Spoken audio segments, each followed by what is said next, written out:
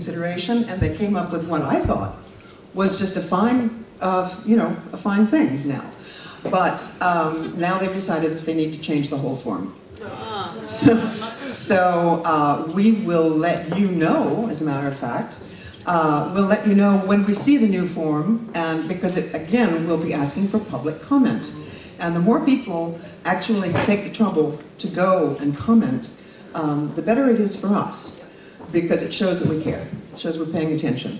And it also, we're paying attention, you can't just do stuff to us. Okay? So definitely we will let you know. One thing that they did was to allow the use of both the old form that did not have this intent to return business in, and the new form this year, so that people could use the old form if they wanted to. Anyway, state of Arizona. Oh golly, I didn't bring it with me. We were contacted by the Supreme Court Clinic of Stanford University to ask whether we would support them in a Supreme Court brief, which we talked about, decided was an important thing to do, even though it sounds a little bit strange that we were supporting the Intertribal Council of Arizona. The problem was, as far as we were concerned, that the state of Arizona was introducing voter ID, like everybody else, that you had to produce some form of voter ID before you could vote. And what they were going to ask overseas voters to do was send a copy of your passport. Now, our problem is, I can see you, your eyes rolling. Okay, privacy. Some people aren't very happy about that. Identity theft, not very happy. But think about the soldier on the battlefield in Afghanistan. Pretty hard to find a photocopy machine. And the best part of it was that that for naturalized US citizens, you had to present your voter ID in person to your town clerk. So all of your naturalized grandchildren, for example, who weren't American at birth, but who had to go through the naturalization process, would have had to get on the plane and go to. Now, this does not really cover huge numbers of people, but it's the precedent, it's the principle that's really important. We've done this before. In the state of New Mexico, we did the same kind of thing. You just can't do this to overseas voters, even though we could only come up with like about 3 people that we know of in New Mexico that, 2? Okay. I personally registered 2. Yeah, okay. But it's the precedent and the principle. So they're defending the precedent and the principle for you. There's another acronym. That's the Uniform Military and Overseas Voter Act. And that's a uniform law, about the Uniform Commercial Code. There's also the Uniform Code on organ transplants, for example. If you die in New Mexico and somebody needs a liver in Arizona, you have to be able to have a uniform law on that kind of thing that allows something to cross state borders. Well, same thing. We worked very, very hard to get a uniform law drafted a few years ago that would cover overseas voters everywhere, not all of this differences in Maryland and Texas and Ohio and New Jersey, and which would also bring the federal protections requiring that ballots be sent out 45 days ahead of time, bring that down to state elections as well. I'm sorry, I need some water in a minute. So it's slowly working its way through the states, and it has now been enacted in 10 states, which is a good thing for overseas voters. There are some of those states. I'm sorry. The uniform law does make the kids, the children born abroad who are not domiciled yet in a state in the United States, they can vote in the state of their eligible parent. But not all of those states adopt the whole law. Utah and Virginia, for example, don't have the kids. But it's making its way also through Connecticut, Kentucky, and Missouri, and so we should have more states by the end of this year. The kids, what we keep calling the kids, used to be 13 states, then 18 states, then 19 states, now 25 states plus the District of Columbia where those kids can vote. new bills in Congress. I'm running out of steam. New bills in Congress. The only one there really that you should know about is H.R. 12, introduced by John Lewis, who's a great civil rights activist. He's the man we heard a lot about recently, who was beaten on the bridge. Okay. And Kristen Gillibrand introduced a sister bill, same thing, in the Senate. And it's another one of these huge, comprehensive bills that tries to fix absolutely everything about voting for everyone. For us, the main thing is that it improves technology, mandates, again, requires the 45-day limit for sending ballots out. What else is it? And it ensures that, or it requires that states find ways to make sure that that overseas ballots will be counted in time, you know, before, well, they have to be counted before the election is certified. But they're trying to make states count them faster even than that, because people are always saying, you know, no way my ballot could have been counted. Well, it was eventually, but perhaps the results were announced before your ballot was counted. So that bill takes care of that. We need to watch that. We need to watch a bill which will be introduced again to try and do away with the Election Assistance Commission, which is a good thing for us.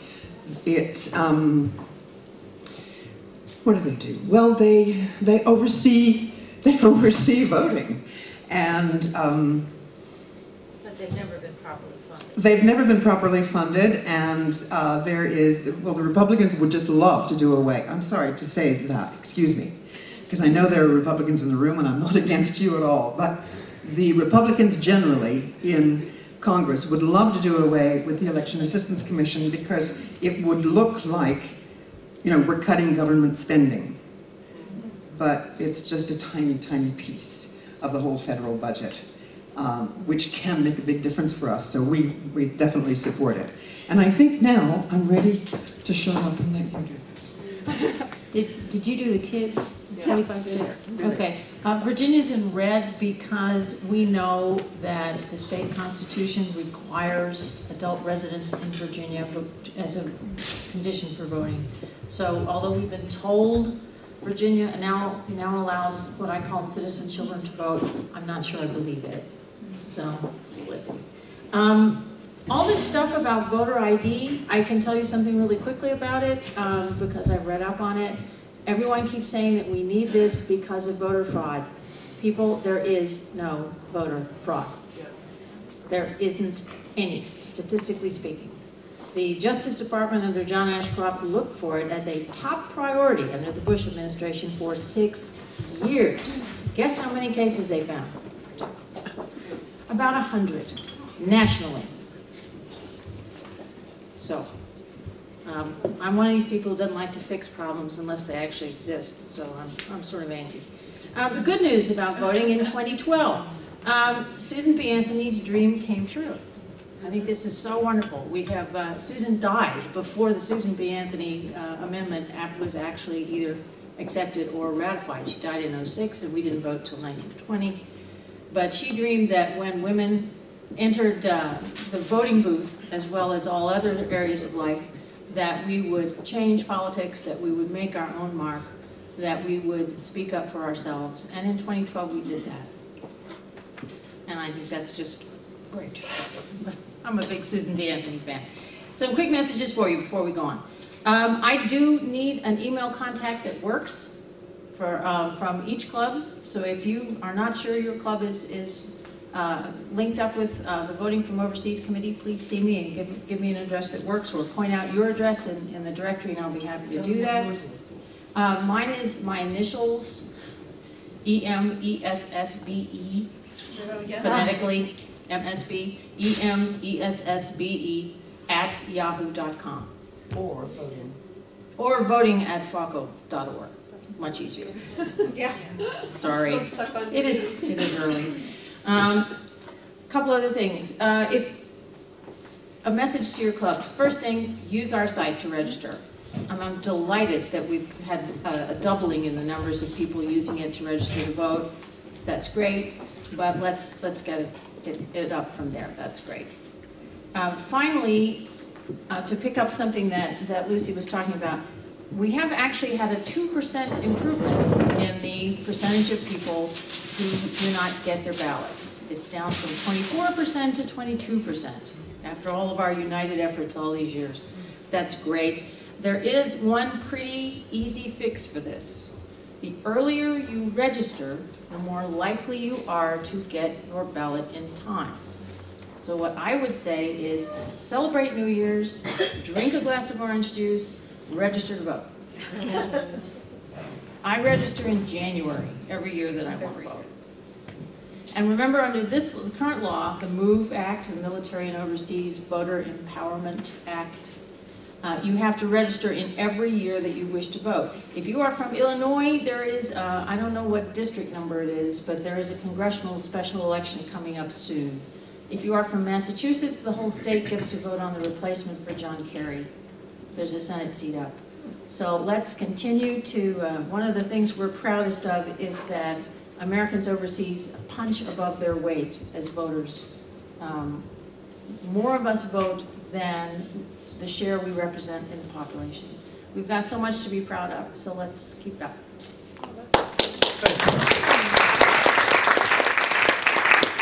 Excellent, and yes, indeed, do remember every year, not every, what we think of as an election year, because people die, people resign, people, you know, things happen, you go to prison, and you can wind up with an election in an off year. Yes. Are you talking about actually registering to vote or requesting an absentee ballot? Thank you very much. We talk about voter registration, but you're perfectly right. People should think of this as ballot requests because in most cases, probably everybody in this room is registered to vote. You have to request your ballot every year. Yeah. Okay, we're going to move on to Overseas Americans Week. We were there with ARROW, ACA. I unfortunately now represent ARROW as well. I'm the president of ARROW, which is, I'm sorry, for anybody who doesn't know, the Association of Americans Resident Overseas, which is an organization based in Paris with about 1,000 members around the world. ACA is American Citizens Abroad, based in Geneva, with again about 1,000 members around the world. FAWCO is the Federation of Women's Clubs Overseas. Okay? HR 597, the things that we were supporting. HR 597, we talked about this the other day. Tricia? Tricia. Want to tell them what you did? Yeah, tell them what you did. Thank you, Lucy. We got pretty motivated when we heard about HR 6263 last fall, and we designed a petition. And we took it to our members. We had 30 members sign, and just before the holidays, we wrote up letters. We sent a copy of the petition and personally addressed letters to each of the overseas American caucus members, as well as President Obama, which I got to address his envelope. I was jealous. I know, it's fun. And yeah, we sent those off.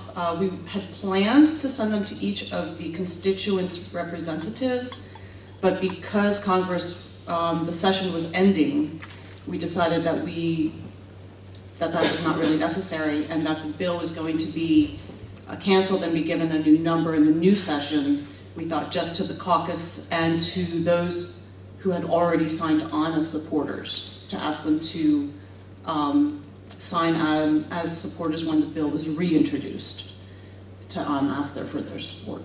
So we did that, and then 3 weeks ago when Overseas Americans Week took place, we started a new campaign for the new bill. And we designed an online letter that we sent to our members asking them to please contact their congressman by email. We were very happy that FAWCO supported our effort and sent that then to all member clubs and asked for support. I think that's Yep, and sums up what we did. You can find this on, you're not going to copy down that URL now, obviously, but if you go to today on the website, you can just click on that and you can go directly to what they did and you can do the same thing. And it's very exciting. What HR 597 does is simply to create a commission to look at all of the things that we deal with, all of the things we're talking about here and more. Does it have a chance of getting anywhere in this very partisan Congress? Who knows? But the more we support it, the more we talk about it, the more that bill turns a spotlight on the fact that there are 6 million of us over here that are very often forgotten by Congress. By the way, the State Department confirmed the other day that they are still using the figure of 6.32 million Americans abroad. UCLA has apparently done a study and they come up with 6.9 and nobody knows quite where or how, but we'll continue to use 6.32, and anybody who asks you, yeah, but where does that figure come from, you can say that that's the official State Department estimate. Of course, they can't count us, it's an estimate. Okay, and then we talked about what Darlene is going to talk about.